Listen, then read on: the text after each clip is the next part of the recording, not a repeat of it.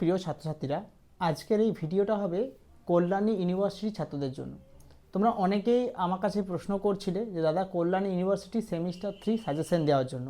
আজকের ভিডিওতে semester 3 suggestion তো অবশ্যই দেব, তার সঙ্গে ইম্পর্টেন্ট কিছু কথা তোমাদেরকে সঙ্গে শেয়ার করব, যেগুলো তোমরা কিন্তু ভালো করে ফলো করো, কারণ এই কথাগুলো খুব ইম্পর্টেন্ট। তোমাদের সেমিস্টার 3 যে সিলেবাস রয়েছে রিমোট সেন্সিং, এই রিমোট সেন্সিং থেকে প্রথমত সাজেশন করা কিন্তু খুবই কঠিন। আমি বিগত সাল দেখেছি যে রিমোট সেন্সিং থেকে প্রশ্নের ধরন কিন্তু ঠিক অন্যরকম হয়, অর্থাৎ তোমাকে প্রত্যেকটা টপিকের কনসেপ্টটা ভালো করে ক্লিয়ার করতে হবে। যেমন তোমাদের সিলেবাসে একটা টপিক দেখলাম রয়েছে বেসিক কনসেপ্ট অফ জিপিএস, অর্থাৎ জিপিএসের ওপর কনসেপ্টটা শুধুমাত্র সিলেবাসে আছে। অনেক সময় কি হয় বলো তো, এই জিপিএস থেকে বিভিন্ন টাইপসের প্রশ্ন দিতে পারে।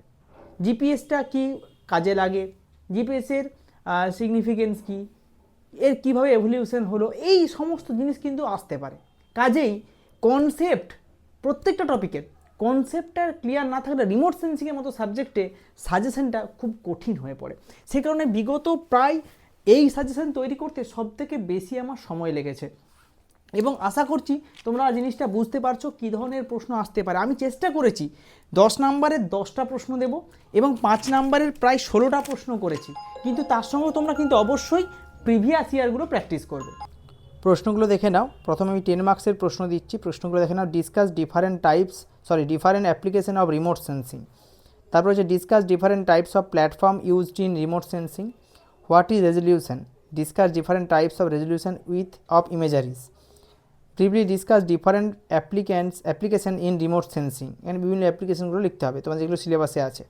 Briefly discuss GIS data structure types. Name the major division of EMR and discuss characteristic of any two.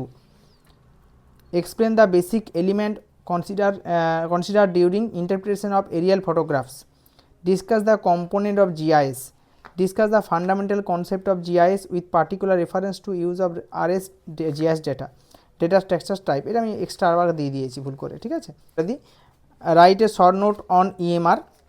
Next, discuss the types of sensor. Discuss the principle of image interpretation.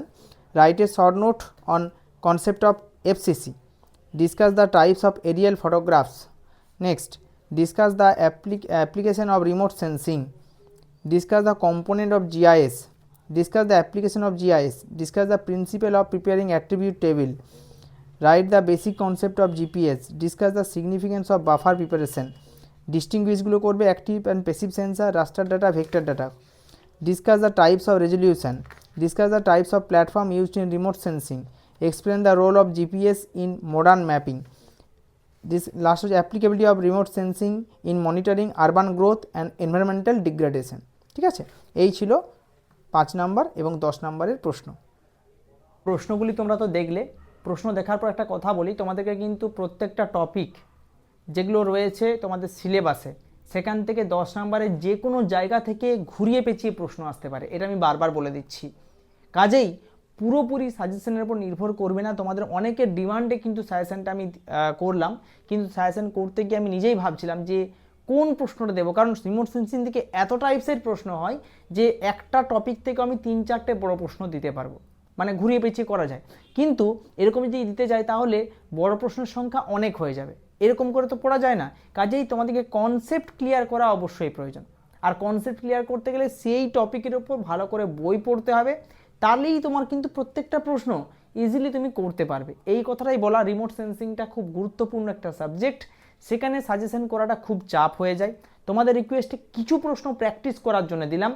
আশা করছি এই ধরনের প্রশ্নই পরীক্ষায় আসবে। এবার সময় দেখা যাক কেমন ধরনের প্রশ্ন পরীক্ষায় আসে। All the best.